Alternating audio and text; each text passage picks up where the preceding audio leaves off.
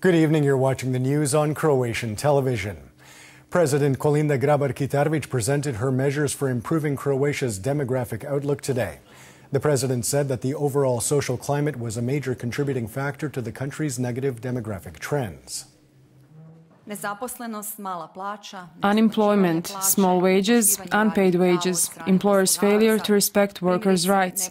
For example, not paying overtime wages or discrimination against young women, such as asking inappropriate questions that delve into private family matters, such as family planning, as well as the inability to start a family due to unresolved housing, and so on, are all part of this category of equal work, salary and social status.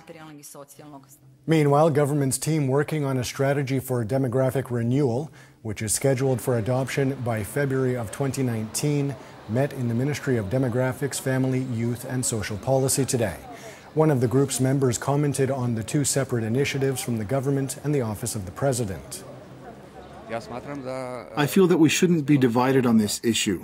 We should instead strive to reach some form of cooperation, because demographics should not be used as a medium for political bickering and so on, but should instead be regarded as a structural and existential issue for the country, a long-term ontological or political ontological issue. So this bickering between the President's office and government has to stop.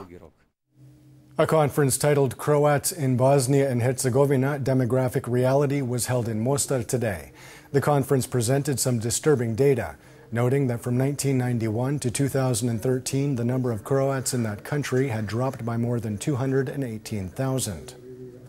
While the census will show that there are 3.7 million people in Bosnia and Herzegovina today, the estimates are that there aren't even 3 million of us.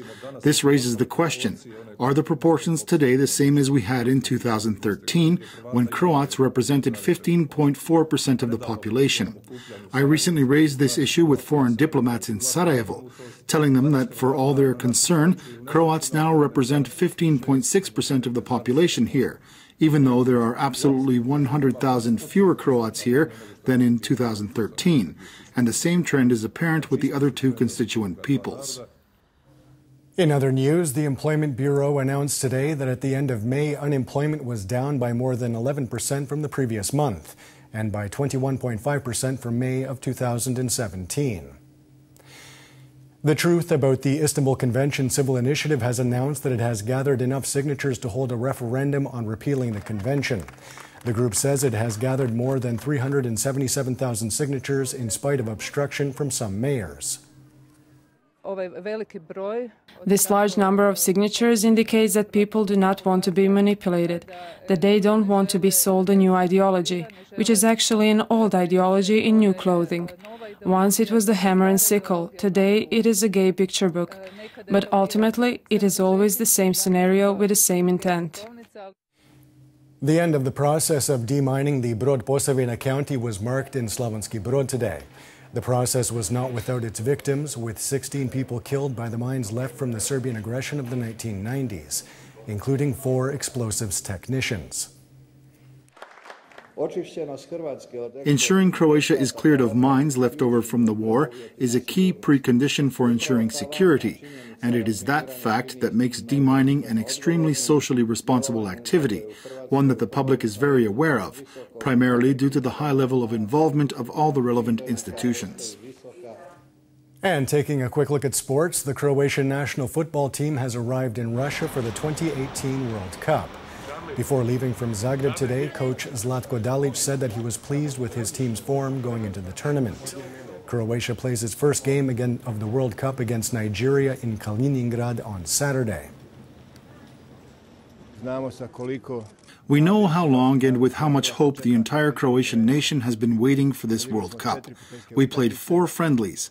Against Brazil, we showed that we can play with the best team in the world. We beat a strong Senegal in spite of the fact that we didn't put in the best performance. So there is plenty of reason for optimism, at least on my part. We have the right to hope for good things and a strong showing in Russia. I think we have a very high-quality team, but that we will also need a small dose of luck. However, luck must be earned. We need to be brave, especially on my end.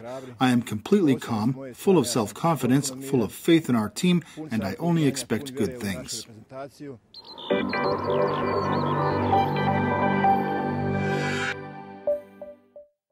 And now the forecast for tomorrow. Predominantly sunny with some passing moderate cloud cover. There is a chance of the odd isolated shower during the day. However, in the evening, the chance of showers and even downpours will rise. There will be a mild to moderate southeasterly and southwesterly on the coast. Morning lows of 15 to 21 degrees Celsius inland, 20 to 24 on the Adriatic, will give way to highs of 27 to 32 degrees, up to 35 in central and eastern parts of the country. The 3-day forecast for the interior calls for slightly cooler and very unstable weather on Wednesday, with showers and thunderstorms. Significantly cooler temperatures are expected at the end of the week, when there will be intermittent showers and even heavy rains. The coast will see slightly cooler temperatures with variable weather and a chance of some rain on Wednesday. The rest of the week should see partly sunny skies with the odd shower. Expect strong and even gale-forced northeasterly winds at the foot of the Velebit mountain.